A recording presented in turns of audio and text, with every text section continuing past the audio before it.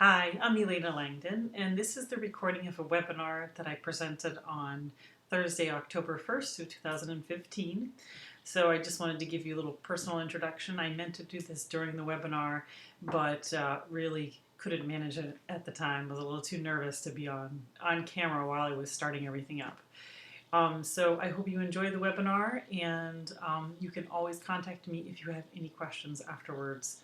So enjoy. Thank you again for attending. Welcome, everybody. I am Elena Langdon, and I am here today to talk about how to renew your credential as a certified healthcare or medical interpreter. So all of you in attendance today or watching after today are probably already CMI, CHI, or CoreCHIs, and I want to congratulate you again for your hard work, for passing the exams, and for all the work that you do as an interpreter on a daily basis.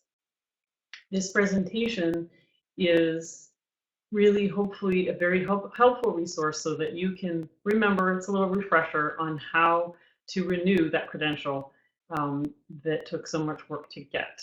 The renewal process is a lot easier than studying for the exams, that's for sure, but you do have to be proactive and organized as the years go by so that you can document all the training that you do. So first, a little bit about myself for those that you don't know me. I am a certified translator, certified by the American Translators Association, language pair Portuguese to English. I am a certified healthcare interpreter with CCHI. I have a master's degree in translation studies that I did that at UMass Amherst. I've been teaching since 2005 at various institutions, Boston University, UMass Amherst, community college, online. So a lot of different institutions, mostly interpreting and some translation as well. And I spent a little over 6 years supervising over 50 interpreters at a large hospital-based healthcare system here in Massachusetts, where I live. And that was a great experience. I got to work with many talented interpreters, all of whom will have to be certified by the end of this year. And that was just a really great experience to see, again, what we all do on a daily basis. I had experience, of course, on my own, but managing them, training them was great. And many of you might know that I'm also a former chair of the National Board of Certification for Medical Interpreters. And that was a great experience. I was the second chair, got to see the organization really as we were starting out certifying, which is a great initiative, great national initiative to have more standards for what it is that an interpreter should be doing while he or she is in a medical or healthcare encounter. This is what we're going to do today. We're going to talk about what are the current certifications really quickly, because I assume that you all know this. Why have these requirements in the first place, what they are, what they cost, what the process is, what the timeline is, and then a little bit on resources in terms of finding trainings and trying to be a little creative with that, because I know it can be a little bit of a challenge, especially depending on where you live in the country. I just want to make a disclaimer that I really do not have any bias towards one or other organization. As you all know, there are two of them that are certifying. They're both accredited organizations. I think they're both very solid. I had experience being on the board of one of them, and I'm actually certified with the other one. So I really don't have any preference for one or the other. And just here to give the information about each one. They are getting closer to each other in terms of their requirements for continuing education, and that's a new thing that's kind of exciting to talk about today. I just spoke to the testing director at the National Board, and so I have some news to give to you all today. So what are the current certification programs? We have CCHI. They launched in 2009. They were accredited by the National Credentialing Certification Association agency in 2012. Their structure is a board of commissioners plus a managing director and then an advisory panel. They are independent from any membership organizations. In other words, you do not have to maintain your membership anywhere. You don't have to belong to somebody. The American Translators Association, which is where I have my translation certification, is a little different. I do have to maintain my membership with them every year, for example. So CCHI is a little bit different that way, as is the National Board. Currently, there are 2,141 certified interpreters. That number is really growing on a daily basis, and it's great to see. We now have thousands of interpreters who are certified nationally in the United States, and that's really exciting, and I think it's great. Of those 2,141, 446 are CoreCHI. As you know, CoreCHI is a credential that's also determined to be valid by the NCCA, just as valid as the CHI credential, and it's for interpreters that cannot yet take the oral exam. So you take the first exam of the two. And so that's really the difference between the two. There's the certified and the core certified. The second one, core certified, does not have the oral exam component. And then we have the National Board of Certification for Medical Interpreters. They launched and were accredited in the same years as CCHI. Their structure is a board of directors, an executive director, and consultants. The executive director of the National Board is actually the executive director of the IMIA, because the National Board is now a division of the IMIA. And that I'm not sure actually if there is an executive director right now of the IMA or not. There probably is, but the information isn't available. And they have 1,561 certified interpreters currently, and they're all CMIs. They give out one credential for the two exams, and they have Spanish, Russian, Vietnamese, Korean, Mandarin, and Cantonese currently. There was talk years ago when I was on the board of a credential called an SMI and a QMI. And as far as I know, there has been no further work, and I do not think that the National Board is pursuing those initiatives actively at all. So right now what we have with them is the CMI. Now, why do we need to do this? Why do we need to submit these continuing education units? Why do we need to take classes? I mean, we were certified, right? We took the exam, we proved that we could do it. You know, why do we need to keep doing this work? Well, for one thing, the national standards of practice require it and talk about how an interpreter has to keep learning and keep up with the changes of their profession in their field, in the healthcare field. So that's a really strong reason. We really need to stay current with what's going on. And there's a lot of changes. There's studies that come out on a daily basis. Today I heard about a study that was really giving proof about the benefits of breastfeeding and natural birth, not natural birth, but non-cesarean birth, excuse me, in terms of microbes, because they're discovering how the role of microbes. So these studies and discoveries come about regularly, and as medical interpreters, we're going to hear about them. So we need to learn about them ahead of time, so that we're interpreting it's not the first thing. Learning never stops, right? So we took the exam 4 years ago. We need to continue. Our work is not done. Another thing I think that's really important is to network with colleagues. And I'll talk about this a little bit at the end in terms of the resources as well. I think that when you are networking with your colleagues in an educational setting, you're reinforcing that knowledge and reinforcing the importance of it, and you're learning from your peers as well. So it's really important. You can't just be isolated. Some of us work in hospitals with 50 interpreters as our colleagues. Some of us might be the only hospital employee, and many of us throughout the country are probably freelancing and going to the hospital once or twice a week or to a clinic. And so that, I think that bonding and networking with other professionals, especially certified professionals, right? Because we're talking about continuing education for people that are certified, becomes really a vital link to continue to learn and grow as a professional. And also we can advocate better for the profession if we are from a position of having continued and deepened knowledge of what we're working with. So those are the reasons, those are the main reasons. I think if you have another idea of why you think it's important, go ahead and put it in the chat box so that again, I will have that in the future. These are the general requirements of the two organizations. I'm going to show you another graphic that was done by a different organization, but this was one that I did myself. They're pretty similar. CCHI, again, these are the requirements for renewal, right? That's what we're talking about today. So the general requirements for CCHI, you do have to have at least 40 hours of work experience within the renewal period, so it's really no big deal. Okay, it's not 40 hours a week, it's 40 hours in 4 years. You have to have 32 hours of continuing education every 4 years. 16 of those have to be done in the first 2 years. So here we start to see a difference between the two organizations. CCHI wants to make sure that you're not cramming everything at the end, that you're learning throughout those 4 years. So they're going to look for the first 16 hours at least to be in the first 2 and 16 in the next 2. 8 hours of those of each 2-year period, okay, so a total of 16, needs to be performance-based.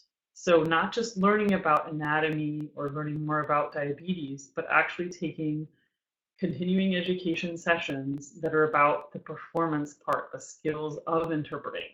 Okay, so maybe a deepened class on simultaneous interpreting or note-taking techniques. Anything that has to do with your actual performance and less with the knowledge that you learn with the other sessions. And they will accept sessions that you yourself give. So if you're a trainer, if you're a teacher, if you're a mentor in a hospital, that will count. Some of those hours will count. And also a little bit of translation. There are some limitations to that, but if you do some translation that's medical or healthcare, it'll take some of that too. The national board, the period is every 5 years, so that's another difference. And it's 30 hours, so a little bit less, and it's a longer period. Here comes some of the changes that I'm going to talk about today. So in the past, the national board was accepting mostly just IMIA approved CEUs, and they were accepting some ATA and RID, which is the Registry for Interpreters for the Deaf, as long as they were related to medical interpreting knowledge or enhancing skills. But I am told that now, and this is on their website as well, they will accept CCHI accredited CEUs. So this is really good. This is a new development, and I think it's helpful for us as interpreters. On top of that, the other thing that Chiara Brazzi told me over at the National Board, he's the testing director, was that they really want to work with interpreters and help interpreters renew their credential. So he said he actually works one-on-one with interpreters who might need it to see what they need. And they are now taking a wider range of sessions and workshops. So if you have training in your hospital, let's say a doctor or a nurse comes and if you're lucky enough and will give a class or a session to the interpreters about diabetes or about cardiovascular health, anything like that. It's very possible now that the National Board will accept that. So of course, they're going to look for certain things, make sure the trainer has the qualifications to be giving the training. There's some kind of attendance, that sort of thing. But they are really open to a lot more than we were in the recent past. So I think that's a great development. That's really good news, and I think it's good news for all of the CMI and CMIs that are out there. What type of sessions are accepted? So I already went over this a little bit. CCHI, they will take the ones that they accredit, and they will also take ones that they have not accredited. So CCHI, for a cost, will accredit training that someone gives, and then it automatically is accepted if you're renewing.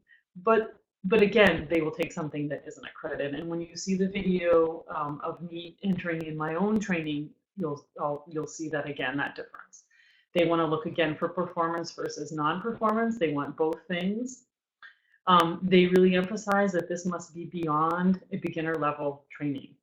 okay, because you're already certified, right? So now they're looking for more in-depth knowledge. And they have a series of topics that you have to fit it into one of those topics. And you'll see that in detail in the upcoming slides. The national board doesn't have so many specifics right now. They will take the IMIA CUs, as I talked about. They will take the ATA, the RID, and now they will take the CCHI approved CEUs. And again, they're really willing to work with individual interpreters. The national board has not developed yet in a portal system, but that again is something new that I'm going to talk about in a minute or two. In terms of the cost is the same, although it's a little bit more expensive over time, right? Because CCHI, it's a 4-year period, whereas the national board, it's a 5-year period. So yes, over time it does cost a little bit more. CCHI though, since they want to see it every 2 years, you can split it in two. However, I do want to remind you that it doesn't have to be split. So I, for example, am coming up on my renewal in a year. So that means 3 years have passed and I haven't submitted for the first 2 yet.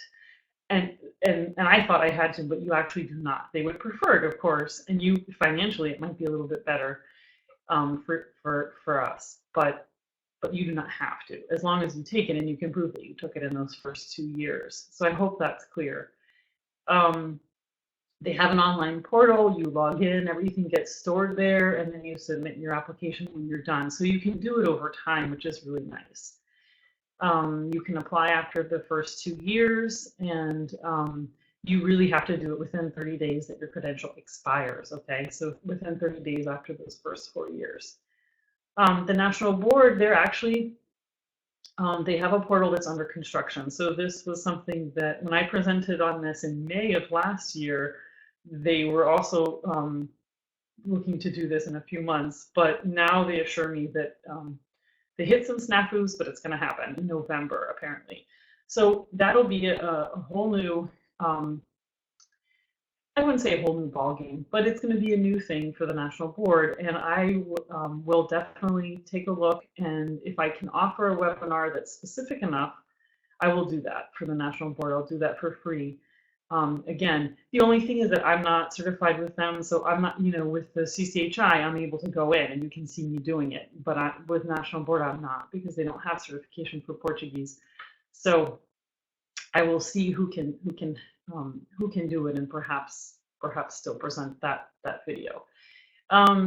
And you have to apply within 45 days before the credential expires. The big thing with the national board is that currently it's up to you to save everything up, and then right before you would apply and submit all your CEUs. Of course, if you complete those hours, the 30 hours by your 3rd year, you can go ahead and submit it. But you basically email them everything at once, and no logins or anything like that. This is another graphic that a different organization did. I just wanted to show it. It's a nice visual. This is online at interpreted.com, and it shows the credentials. But if you look here at the bottom, it starts to show the validity periods. It's a nice graphic image. We see the 4 years versus the 5 years.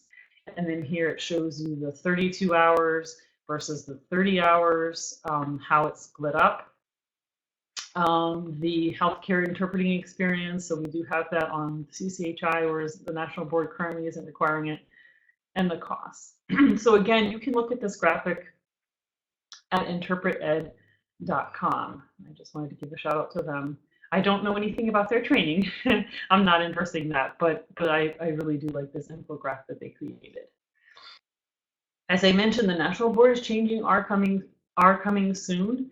So hopefully by November or December, I will be able to offer something to you so that you can learn about it. At the very least, I'll put a video up on my YouTube channel. This is what they have right now. So you submit the payment, you submit all the CEUs at the same time, you make the payment, there's a review, then you submit your contact information. The actual certificate takes a little bit longer, and then you can request a badge as well. So that's how you do with the national board. It's pretty straightforward.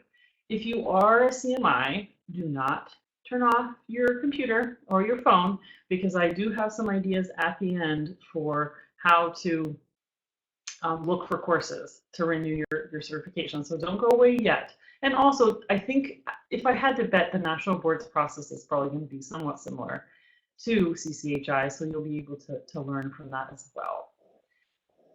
So here is a video that I created.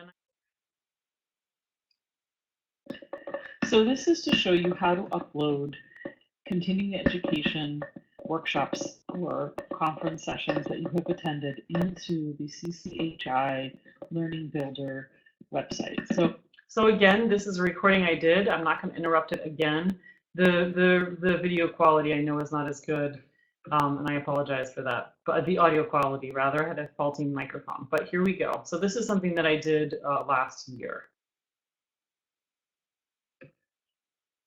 So you have to have an account, which you have to have once you are certified anyway.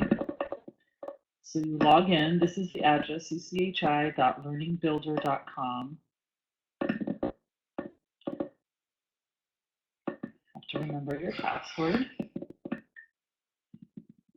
Once you're logged in, if you're like me, where I've already passed the second year of certification, so I'm already in the second cycle, it'll show me the 2 cycles. And what I'm going to do is I'm going to add credits that I've done in the first 2 years, so it's the years 1 and 2. If I were doing 3rd and 4th years, I would go here. And here you can see that I've already added my interpreting experience for those 2 years. So I'm going to add more continuing education. Click here. I've already entered my experience. It gives me a summary. Then I can see here the other 2 that I've already uploaded. And now I'm going to upload one to show you how easy it is. So I'm going to add continuing education activity. I'm going to put in the type of activity it was, the title, which was communicating with patients after adverse events. The name of the sponsor or the institution was Bay State Health, which is the healthcare system that I work for. It was not pre-approved. It does relate to healthcare interpreting. And my role was an attendee. It was for an hour. And it was on the 27th of February. So that was back in February. My 2 years ended on the May 9th, I want to say. So as I said, I'm recording for the past one. And now I'm going to upload the previously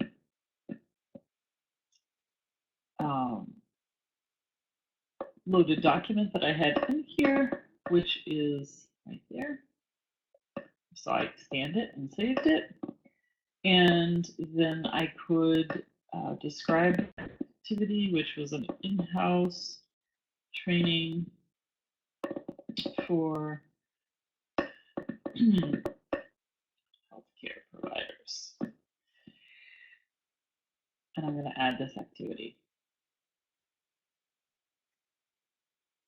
And that's about it. Now it's there. It's recorded as 1 hour. This shows that I have 3 hours pending and pending to be accepted, and then I need 16 hours total. So obviously I have a lot of work to do in terms of uploading, and hopefully I've taken sessions that are longer than that. But even if I hadn't, that was pretty quick. It's probably about a minute long to upload it.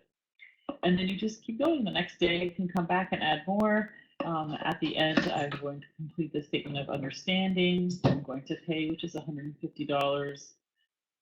And then I will submit the application. And that's about it.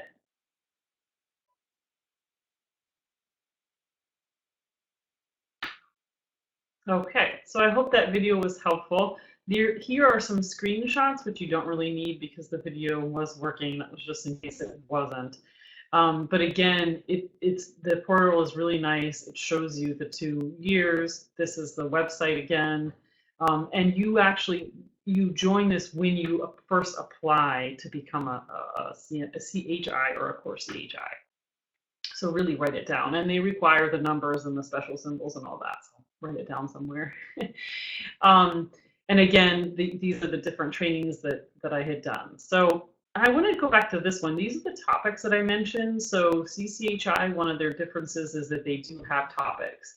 And they want it to be one of these. So demonstrate cultural responsiveness, interact with other healthcare professionals, interpret consecutively, interpret simultaneously, manage an interpreter encounter, prepare, cite, translate, understand healthcare terminology. So performance-based ones, I think really would be the interacting with healthcare professionals, interpreting, obviously, managing the encounter, cite translation. The understanding the terminology and preparing might be more of a knowledge-based and less of a performance-based.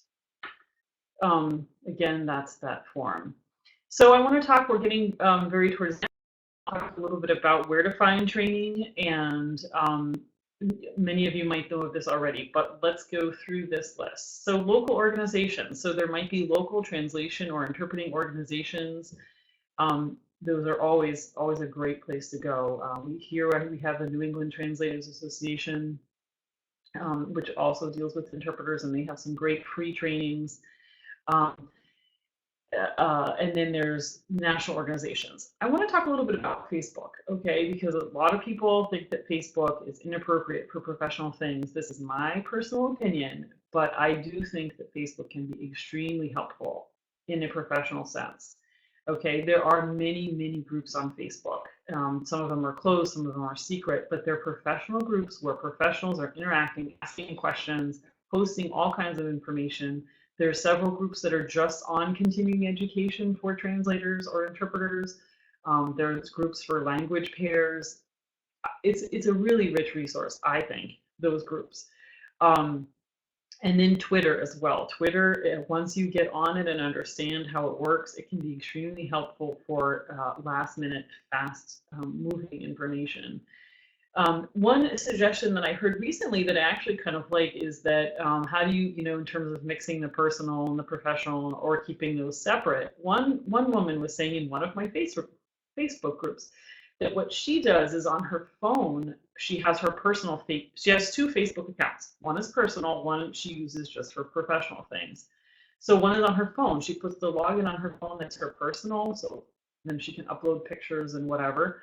But on her computer where she works, she has her professional login. So she's only logged in there, and that way she can keep it really separate. So she joins all the professional groups with that professional account and keeps her personal account separate. I have a Facebook page, which is a little bit different, but I have to say I have so many friends and colleagues that are on with me in Facebook. And in fact, when I advertised for this webinar today, when I did it on my page, I didn't get very many responses. And when I did it yesterday on my personal page, I got a lot more signups right away. So I think it's just a matter of keeping things, keeping things appropriate and professional when you're on Facebook, if you want to have just one account. But you could do two accounts too. But again, those Facebook groups can be really good, and you'll find out about information for training.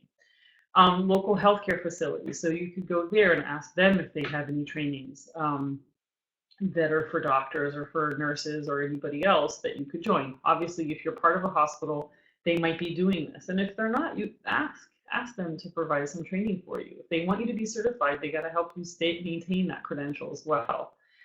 IMIA, of course, has a training directory, as does CCHI, so that's a really easy way to get training that's already been accredited, approved by them. The ATA has workshops, and they also have conferences, and they have webinars. Okay, the webinars are, I want to say, $25. The National Council for Interpreting in Healthcare, which is a great national organization, they also have webinars right now. They're geared towards people who teach interpreters. However, they are giving credit for some of them.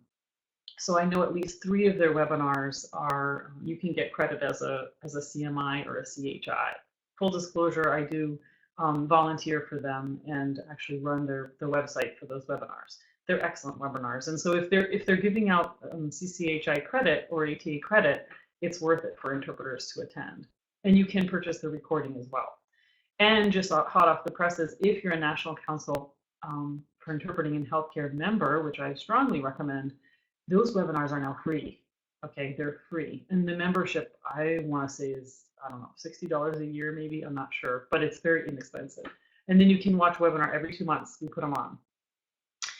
MOOC courses, for those of you who don't know, Coursera, Udemy, there's all kinds of websites where you can get free and open courses. So it could be a course on anatomy, anything related to healthcare, and that very well could count for CCHI and the national board. So if you just Google MOOC, you can find a little bit more about what that means if you've never heard of this term before. So MOOC stands for Massive Open Online Course, and MOOCs are a rather new phenomenon, but they are basically courses that are open to anybody in the world. They're usually not taught at a specific time or hour of the day, and you can attend them at your own pace. If you do finish all the coursework for a MOOC, for a massive open online course, then you can get a certificate. Sometimes you do have to pay a fee to get so that that certificate is issued, and there are varying fees associated with that. One of the platforms, so there's various platforms that deliver MOOCs. One of the platforms is Coursera, for example, which is CourSera.com.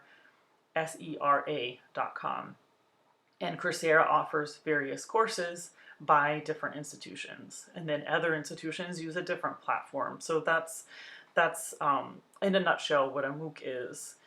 The next item is the sessions for nurses and doctors. By those, I mean sessions that are maybe not at a hospital or a clinic, but they're at a conference for nurses or on location, perhaps in nursing school. And you can see if you can attend those sessions and get credit as a certified interpreter. And they can be very helpful.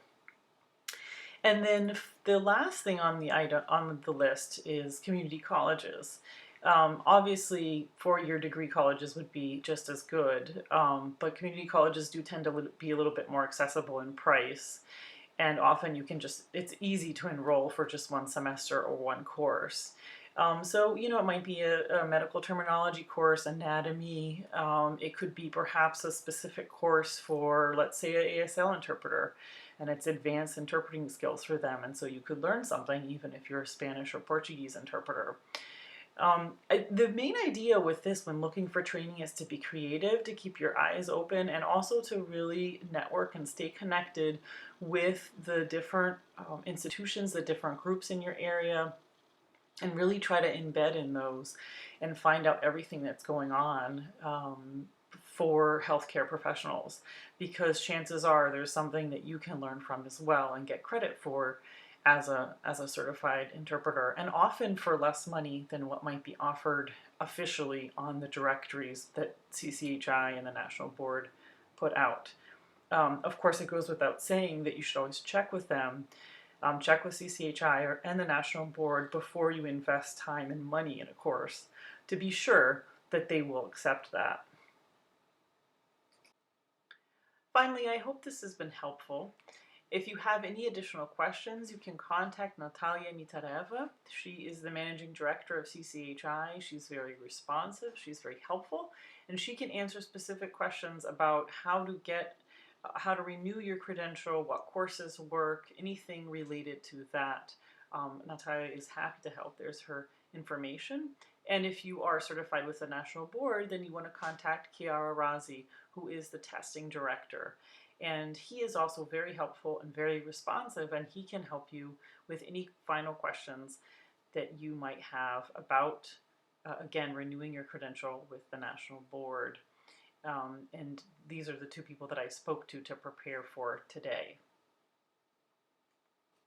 And then finally, I want to thank you for attending today. Thank you for watching. If you're watching this recording, the recording has been redone a little bit to reflect the end of my presentation, which unfortunately was cut off towards the end, but I hope you have enjoyed it. I really hope it's been helpful. Please contact me if you have any further questions, if you want to learn more, and if you want to get on the mailing list so that you can attend further webinars that I offer.